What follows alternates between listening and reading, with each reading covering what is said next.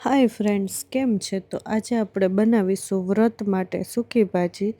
તો સૌથી પહેલાં આપણે બોઇલ કરવા બટેટા મૂકીશું. એના માટે લીધું છે મેં એક કુકર. તેમાં આપણે બટેટા નાખી દઈશું.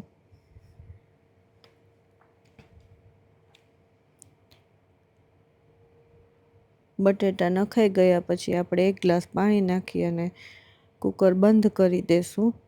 અને કુકરને 3 થી 4 સીટી વગાડવાની છે.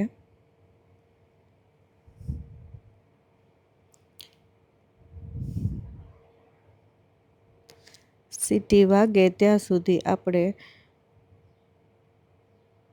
ખાંડણી દસ્તામાં આપણે સિંગદાણાનો ભૂકો કરી નાખશું. આ મેં કાચા સિંગદાણા જ લીધા છે. તેને આપણે અધકચરો ભૂકો કરી નાખશું.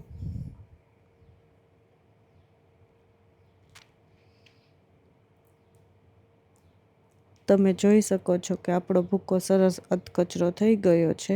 તેને એક વાટકામાં કાઢી લેશું. ત્યાર પછી એક ટમેટું કટ કરી લેશું.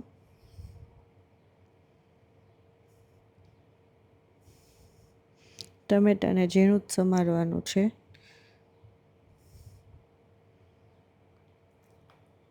ટમેટું સમારાઈ જાય પછી આપણે એક મરચું લેશું. તેને પણ આપણે ઝીણું જ સમારવાનું છે.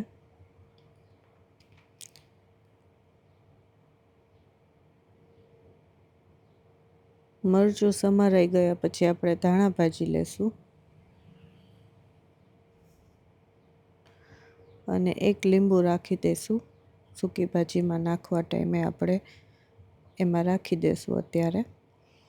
અને આપણો માંડવીનો ભૂકો છે એ રાખી દઈશું. તમે જોઈ શકો છો કે આપણા બટેટા પણ સરસ બોઇલ થઈ ગયા છે. તો હવે આપણે એક પ્લેટમાં કાઢી લેશું. અને થોડી વાર ઠંડા કરવા માટે રાખી દઈશું.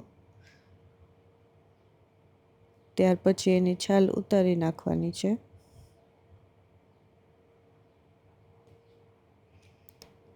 બધા બટેટાની છાલ ઉતારાઈ જાય પછી આપણે એને કટ કરી લેશું.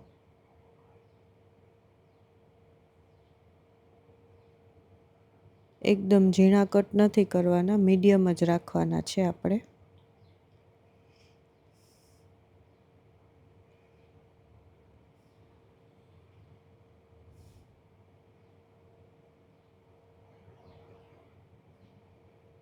સરસ કટ થઈ ગયા છે આપણા બટેટા.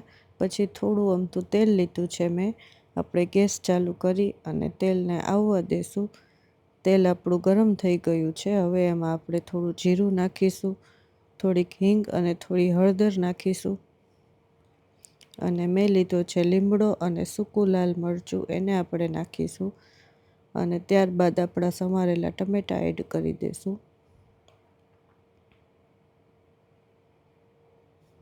અને મિક્સ કરી લેશું. થોડી વાર સાતરીને પછી એમાં આપણે સોલ્ટ નાખીશું. સોલ્ટ નખાઈ ગયા પછી 2 મિનિટ સુધી સાતળવા દઈશું. ત્યાર પછી આપણો જે આ માંડવીનો અધકચરો ભૂકો છે તે આપણે નાખીશું.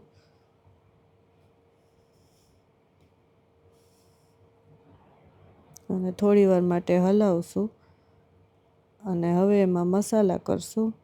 થોડું લીંબુ નાખીશું આપણે. થોડો સુગર પાવડર નાખીશું. થોડું કાશ્મીરી લાલ મરચું નાખીશું. અને થોડો એવો ગરમ મસાલો લીધો છે. અને જે આપણે મરચું સમારેલું હતું એ એડ કરી દઈશું. અને મિક્સ કરી લેશું. ગેસની ફ્લેમ સાવ ધીમી રાખવાની છે અને બરાબર મિક્સ કરી અને પછી તેમાં આપણા બોઇલ કરેલા બટેટા એડ કરી દેવાના છે.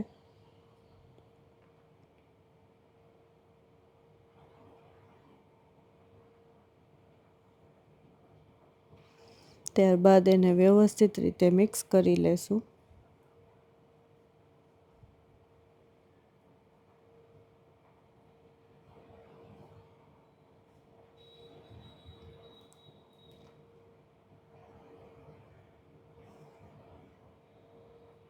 તમે જોઈ શકો છો કે આપણું બધું સરસ મિક્સ થઈ ગયું છે.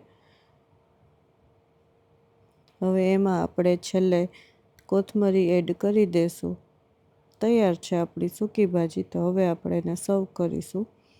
તો એના માટે મેં લીધી છે થોડી વેફર, ફરાળી ચેવડો અને કેરીનો રસ, અને સાથે આપણે બનાવેલી સૂકી ભાજી.